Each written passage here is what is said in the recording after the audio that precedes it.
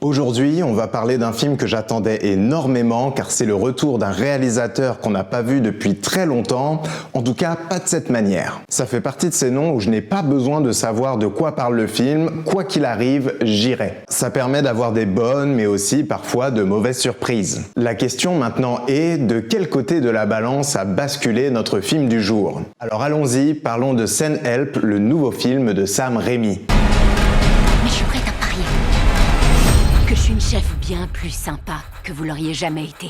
Commençons déjà par parler un petit peu de Sam Raimi, ça vous permettra de comprendre pourquoi c'était l'un des films que j'attendais le plus dans l'année 2026. Comme beaucoup de gens de ma génération je pense, je découvre Sam Raimi avec son Spider-Man de 2002. Bon à l'époque, je suis un gamin comme les autres, tu me proposes Spider-Man au cinéma, je suis heureux et je me pose pas plus de questions. Mais 2 ans plus tard, il sort Spider-Man 2. Je suis encore un petit gamin, mais à ce moment-là, des films de super-héros, j'en ai vu passer d'autres. Daredevil, X-Men, Hulk, mais je sais pas, celui-là, il avait une petite saveur différente. Encore une fois, à l'époque, ma réflexion s'arrête là, mais c'est un film que je revois quand même assez souvent. Plusieurs années plus tard, ma passion pour l'horreur est née. J'étais boulimique, je voulais tout voir, au point où, finalement, je découvre peu de films qui ne sont pas des films d'horreur à cette époque-là. Et il y a une petite trilogie dont j'avais beaucoup entendu parler et dont les 2 premières affiches m'avaient donné déjà un frisson dans le dos. La trilogie Evil Dead. Quelle ne fut pas ma surprise quand je découvre que celui qui a fait cette trilogie est aussi responsable des 3 Spider-Man. Donc je vois Evil Dead et c'est trop bien. Je me renseigne un peu et je découvre qu'il a fait ce truc avec très peu d'argent et qu'à ce moment-là, finalement c'était un passionné comme moi. Ça a tellement nourri mon imaginaire et mon envie de faire des trucs, c'était fou. Et puis je regarde Evil Dead 2. Et là, c'est une véritable claque et je découvre en plus son humour dont je deviens absolument fan directement. On saute dans le temps et je vais découvrir enfin un nouveau Sam Raimi, mais cette fois-ci, je sais à qui j'ai affaire et ce que j'attends de lui. Ce nouveau film, c'est Jusqu'en enfer. Je suis aux anges, un pur bonheur. Je ne rentre pas dans les détails car sinon cette vidéo ne sera que sur ce film et je suis là pour donner mon avis sur un tout autre film. Même quand les gens étaient moins convaincus et qu'ils jugeaient qu'il s'était fait manger par un studio comme avec Le Monde Fantastique d'Oz par exemple, moi j'étais là. Et je vous le dis, ce film est juste incroyable. Je ne comprends pas pourquoi les gens l'oublient dans sa carrière alors qu'il est super. Et Doctor Strange 2 alors ? Je vois pas de quoi tu parles. Sam Raimi a quand même ce pouvoir d'arriver sur un film alors qu'il ne l'a ni écrit ni produit et pourtant il arrive à y instaurer sa propre patte. Intuition, Spider-Man, Le Monde Fantastique d'Oz. Et Doctor Strange 2 ? Oui bon ça va, j'ai compris, pas Doctor Strange 2.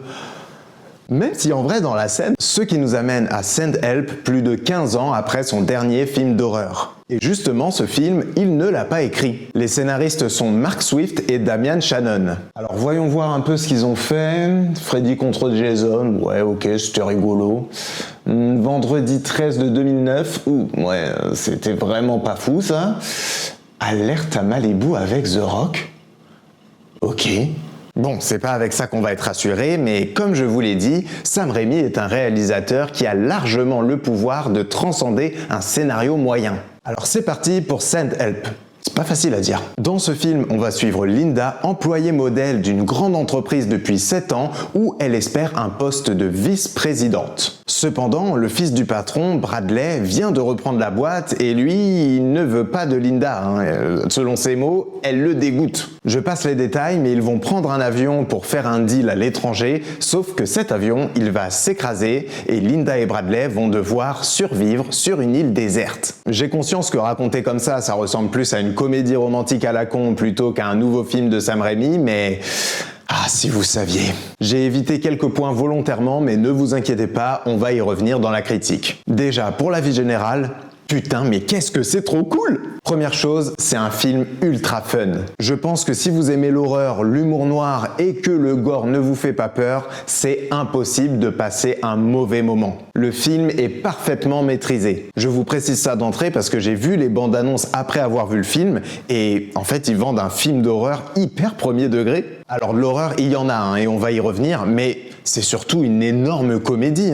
Franchement, je vous jure, dans la salle, tout le monde riait et moi, je vous explique même pas, j'étais explosé de rire. Mais maintenant, ce qu'il y a à comprendre, c'est qu'est-ce qui rend ce film si fun et comment tous les éléments vont dans la même direction, parce que c'est pas forcément évident. Avec le pitch, vous avez peut-être senti un petit sujet apparaître, le rapport employé-patron. Au début du film, les deux personnages nous sont montrés comme deux clichés ambulants. Linda est un peu la rejetée de service à son boulot, malgré qu'elle y soit excellente. Elle a les cheveux poisseux et elle parle avec sa perruche le soir devant Koh-Lanta. Bref, vous avez le personnage. Et Bradley, c'est un gosse d'ultra riche qui se croit au-dessus de tout le monde et qui a hérité d'une boîte alors qu'il ne sait absolument rien faire.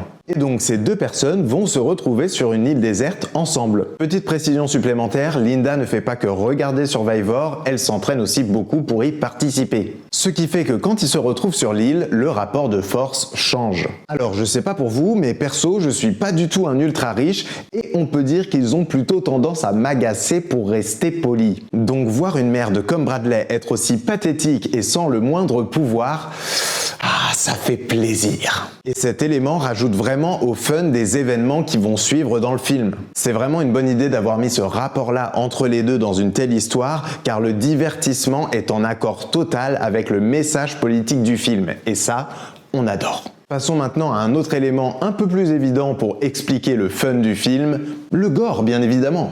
Quel plaisir de revoir Sam Raimi autant en forme. Parce que bon, 2-3 plans débulés dans Doctor Strange 2, ça me suffit pas, j'ai besoin de ma dose moi. Et là, je suis tellement heureux. Je ne peux pas rentrer dans les détails dans cette vidéo, car mon but n'est pas de vous spoiler, mais franchement, je peux vous dire qu'il y va le Samy, hein. Il y va. Sa grande force dans le film, c'est que quand on se dit « Oh waouh, il a été loin quand même hein », et bah quelques secondes plus tard, il va encore plus loin et ça franchement c'est carrément jouissif. Je vais parler en mots-clés hein, mais le crash, le sanglier, le radeau et même le final, c'est vraiment des scènes où Sam Raimi n'a vraiment pas peur du ridicule. Puis on retrouve aussi tous ces tics de mise en scène et ça m'avait manqué. 1 ou 2 jumpscares seulement, mais ils sont bien gras comme il sait les faire. Il en profite même pour faire des refs à ses anciens films. On a un plan sur une toile d'araignée qui rappelle clairement les mouvements de caméra de Spider-Man et aussi des plans POV au ras du sol qui sont clairement tirés de la saga Evil Dead. Bref, on retrouve un Sam Raimi qui se fait vraiment plaisir et ça, c'est son plus beau cadeau. Je l'ai déjà dit, le film est très drôle, déjà grâce à la tenue de son ton et ça dans tous les aspects, c'est-à-dire dans la mise en scène, au montage. Mais aussi grâce à 2 personnes, Rachel McAdams et Dylan O'Brien. Franchement, j'ai jamais été un grand fan du jeu de Dylan O'Brien. Je l'aimais bien dans Love and Monster, cela dit. Mais là, franchement, le rôle lui va trop bien, il s'éclate. Il joue beaucoup avec sa corporalité, avec les expressions de son visage, franchement, il est super. Et Rachel McAdams, franchement, je suis trop heureux de la voir mettre tout son talent dans un rôle pareil. Je pense vraiment que c'était du pain béni pour Sam Raimi sur le plateau. Car Rachel McAdams est vraiment une très grande actrice et quand une comédienne comme elle donne tout dans une comédie horrifique, franchement, c'est juste la régalade. Je sais que j'ai l'air complètement dithyrambique sur le film, mais là je sors tout juste de la salle et je vais pas vous mentir, c'est le cas. Ça m'impressionne toujours quand un cinéaste parvient à faire avant tout du pur divertissement, mais qu'il arrive quand même à instaurer ses messages forts et aussi faire une mise en scène complètement fascinante. Voilà, ça c'est le cinéma de divertissement qu'on mérite Hollywood. Prends-en de la graine. Je peux vous dire qu'il se positionne déjà très sérieusement pour le top de l'année et elle ne fait que commencer, donc je suis ravi. On devrait rester ici pour toujours. Dans cette vidéo, j'ai volontairement pas été dans l'analyse profonde parce que mon but c'est surtout vous donner envie d'aller le voir. Et ne vous inquiétez pas, si vous avez kiffé autant que moi, on aura bien des occasions d'en reparler. Si vous ne l'avez pas encore vu, sachez que j'ai sorti un nouveau petit culte, c'est notre format d'analyse sur la chaîne et c'est sur le genre du found footage. Je reviens sur l'histoire du genre et surtout pourquoi il faut qu'il revienne. J'en suis très fier, donc n'hésitez pas à aller la voir. Si vous avez kiffé et que vous voulez nous soutenir, le meilleur moyen c'est de vous abonner, liker la vidéo et la commenter. Et n'oubliez pas que tout ça, ce n'est que mon avis, faites-vous le vôtre, à bientôt!